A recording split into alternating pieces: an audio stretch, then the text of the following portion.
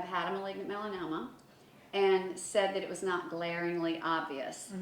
One even said it looked like the tiniest freckle and it itched. Happened to get it checked and it was melanoma. And that is scary to me. Yes.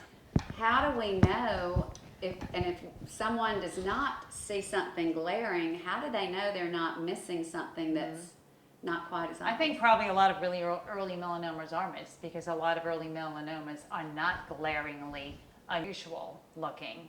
And when they get to be glaringly unusual looking, they are usually in a later stage where they present more risk. What do we look for? If you know your moles and if you know your skin and you notice that you have a spot and it's even changed a little bit, like you have a brown freckle, but now it has another brown freckle within it that's darker, or it has a pink spot emerging from it on the side, or if it was perfectly round, it became irregular. Those things in an adult are not normal. And I had a patient last week came to me, he said, I've always had this little freckle on my arm, but he said, I'm sure that in the past couple of months it got a dark spot in it. And I looked at it and I thought, looks okay to me, but if you tell me that you know that it changed, then I'm going to take this off. And that was a very early melanoma in situ. Another case is I had a patient who I was examining her, and I always hold a pen in my hands because I'm writing and it's my habit. And I thought that I touched her on the chin with my pen because there's a little tiny black spot, just looked like the tip of a pen, a black ink spot. And I went and got an alcohol wipe. I said, oh, sorry, I got a pen on your face. And got the alcohol wipe and wiped her chin, didn't get it off. I put up and gave her a mirror. I said, have you noticed this spot on your face before? And she said, no, I never noticed it. And a woman would notice a spot on her face because they put on makeup. I said, do you mind if I take it off? I know it sounds crazy, but it's so tiny. It's top of a tip of pen. She said, no, go take it off. And that was about 10 years ago or 15, and she's still my patient. We still laugh about it because the pathologist called me and said, why did you take that off that patient's chin? I said, I thought it was ink, but it wouldn't wipe off with alcohol. And he said, that is the smallest melanoma I've ever seen in my career. So a change is important. Change on your skin.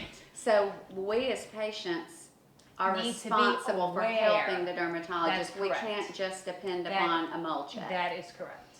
Okay. I do think that there are things that probably are very subtle that we don't see, and if the patient doesn't alert us to their having noticed a change, we probably would miss it until it gets a little more distinct. Okay. Now, I don't know if this is accurate, but I seem to recall having been told that children before puberty don't get malignant melanoma.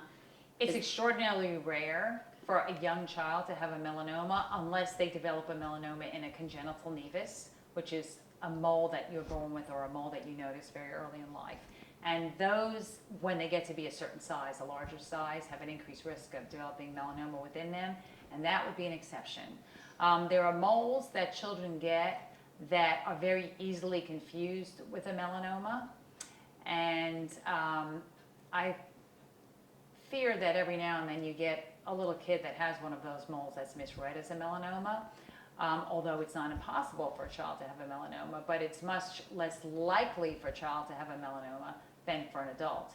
But when you get into the teenage years with the habits that we've had now in the lower 20s, it is not unusual for a kid in the 20s, a kid to me, a kid in the 20s to have a melanoma. We had a young woman, we have two that I can think of in the past few years, one in her belly button, which when I called her on the phone to tell her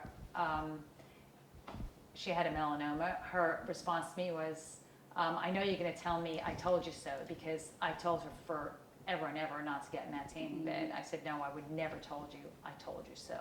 But that was about how I felt. And I had another young lady with a melanoma right in the part of her scalp, which, that brings to importance the thought of protecting your head.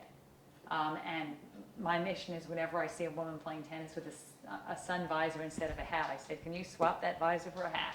So a hat is important. Well, unless you pay attention to the top of your head, but when's the last time you sprayed sunscreen on the part of your hair? I'll tell you Wow. when the last time I did was probably never.